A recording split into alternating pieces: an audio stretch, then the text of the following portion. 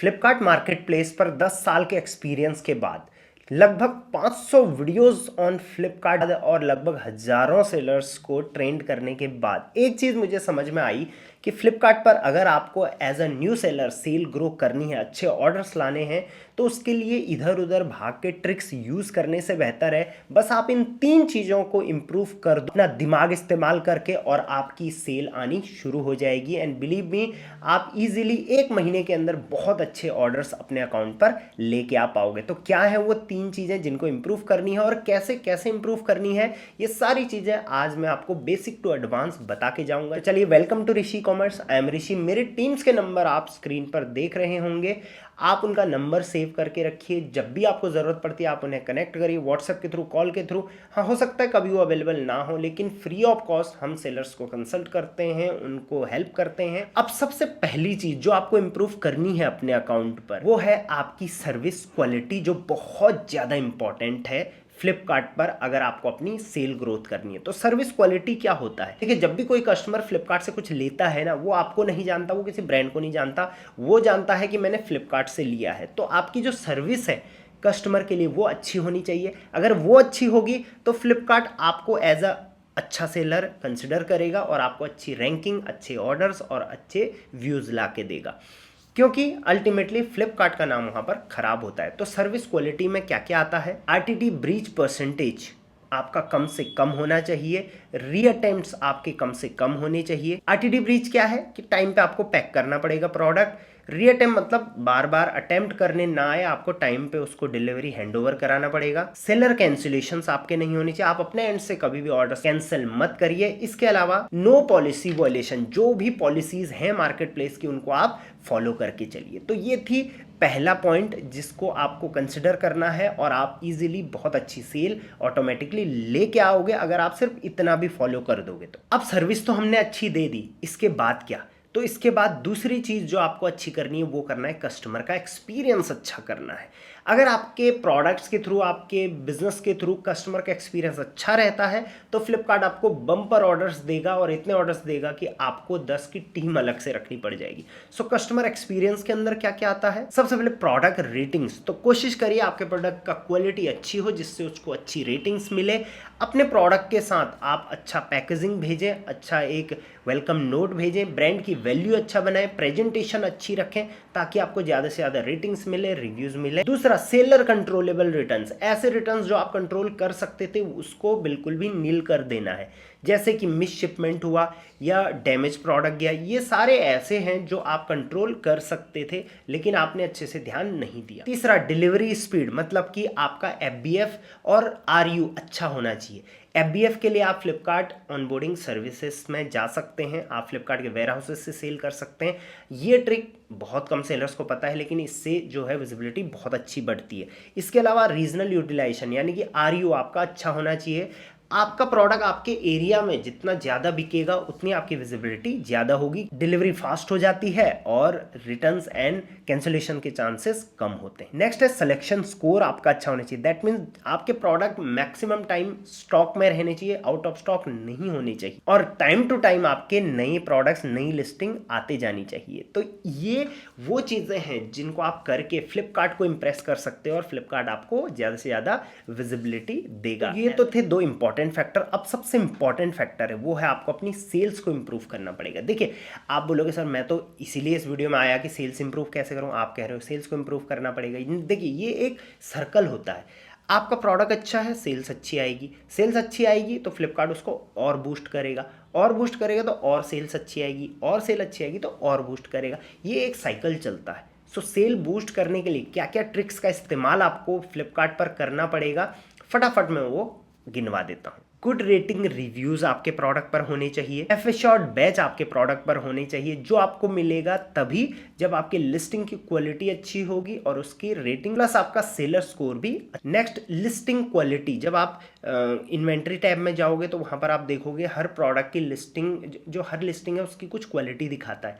तो एक्सीलेंट या गुड में ही रहना चाहिए, एवरेज या पुअर में उसको मत जाने दें। नेक्स्ट ट्रिक है इसमें लिस्टिंग का एसईओ करके रखो। ऑप्टिमाइजेशन आप लिस्टिंग की करो, चाहे चाहे वो टाइटल को लेके हो, फोटोज़ को लेकर हो, या उसके वेरिएशंस को लेकर हो, उसके डिस्क्रिप्शन, कीवर्ड्स वगैरह, इन सारी चीज़ों में आपको एक लिस्टिंग का प्रॉपर एसईओ करना है ताकि आपको सेल्स अच्छी मिले। नेक्स्ट, आपको अपने प्रोडक्ट के लिए अच्छे से कीवर्ड्स सर्च करने हैं। ये आप कर सकते हो फ्लिपकार्ट सर्च ट्रेंड के हेल्प से। इस पर मैंने डिटेल वीडियो बनाई है, जाके चेकआउट कर लेना। नेक्स्ट है इसमें एड्स के थ्रू ऑर्गेनिकली आप एक बार सेल लेके आ जाओ, उसके बाद आप फ्लिपकार्ट सीपीसी का इस्तेमाल कर सकते हो अपने प्रोडक्ट को क्लिक्स ज़्यादा से ज़्यादा प्रमोट करने के लिए और क्लिक्स लाने के लिए। देखिए, मान के चलिए आपका एक प्रोडक्ट है, उस पर आपको सेल लानी है, आप उस पर 300 रुपये स्टार्टिंग में बजट रखिए।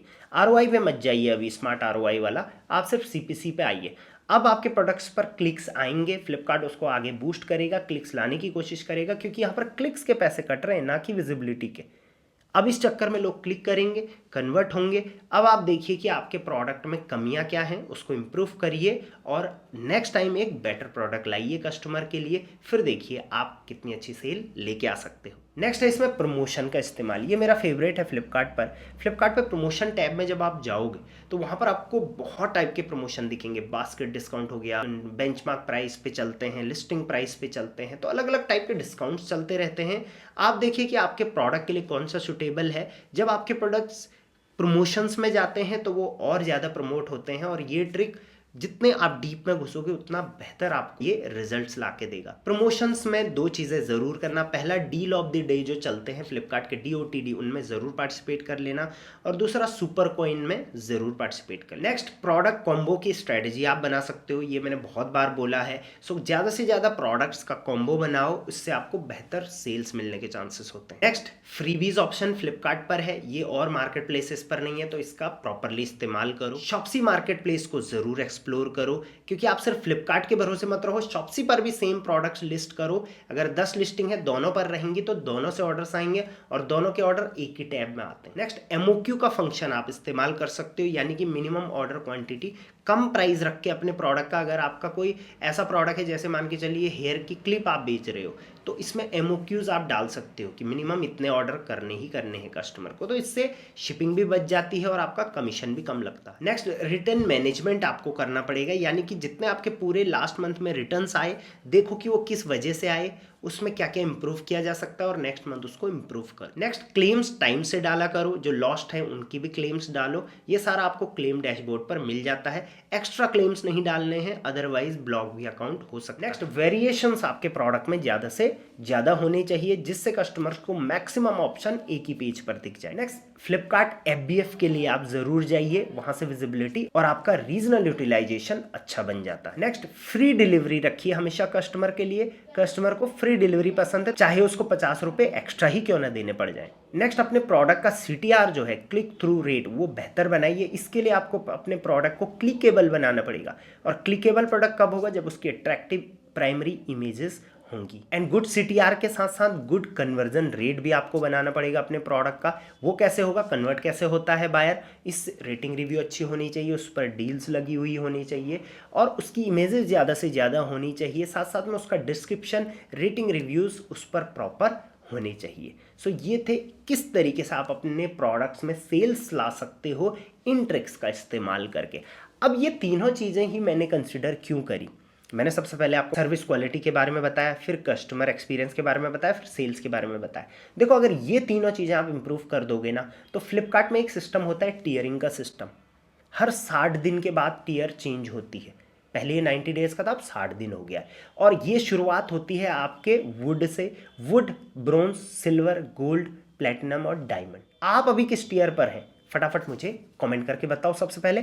अब अगर आप इन 3 चीज़ों को इंप्रूव कर देते हो जो मैंने बताए, तो आपका टियर इंप्रूव होता है। और टियर इंप्रूव करने से फ़ायदा क्या होगा, सबसे पहले आपको शिपिंग फीस में डिस्काउंट मिल जाएगा। मतलब कि हर प्रोडक्ट पर, हर सेल पर कम से कम 5 से 10 रुपये का डिस्काउंट बचत हो जाएगी आपकी। 1000 प्रोडक्ट अगर शिप कर दिए तो 5000 या 10,000 रुपये आपके यहाँ पर बच जाएंगे। वो टियर वाइज होता है। दूसरा, फिक्स्ड फी में आपको डिस्काउंट मिल जाएगा, ये भी कितनी अच्छी चीज़ है। इसके अलावा विजिबिलिटी और इम्प्रूव हो जाएगी। तो सेलर टियर आपका जितना बढ़िया रहेगा, उतना बेहतर तरीके से आप फ्लिपकार्ट पर बिजनेस कर पाओगे, और उतने ट्रस्टेड और पुराने सेलर आप फ्लिपकार्ट पर बन पाओगे। अभी आप न्यू है, हो सकता है आप वुड में है, ब्रॉन्ज में है, सिल्वर में है, बट टारगेट करिए गोल्ड के लिए, प्लेटिनम के लिए और डायमंड के लिए। जिस दिन आप सिंपल, डायमंड की बात नहीं करूँगा, गोल्ड भी बन गए ना, तो आप इजीली फ्लिपकार्ट का एल्गोरिदम क्रैक कर सकते हो और अपना जो सेल्स है उसको बढ़ा सकते हो। फ्लिपकार्ट से रिलेटेड कोई भी और क्वेरी है तो फटाफट कमेंट में बताइए मुझे।